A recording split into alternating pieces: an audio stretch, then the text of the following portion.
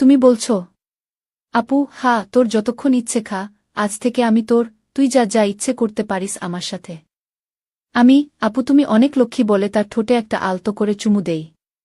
আপু শিউরে উঠে বলে, আপু, অনেকদিন পর এমন করে কেউ আমাকে আদর করল। কেন আপু, দুলাভাই বুঝি তোমাকে আদর করে না?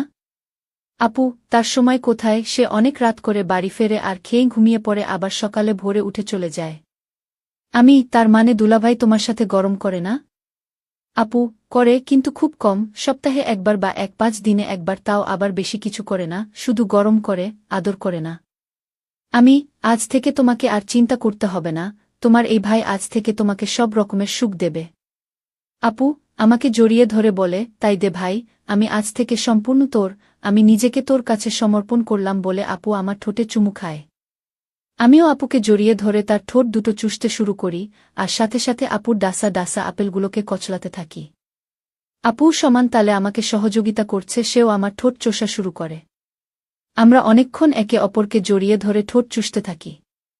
তারপর আমি তার একটা আপেলের বোটা আমার মুখে পুরে চুষতে থাকি, কিছুক্ষণ পরপর একটাকে ছেড়ে আরেকটাকে চুষি। আমি বললাম, ইস আপু, এখন যদি তোমার বুকে। তুমি বলছো?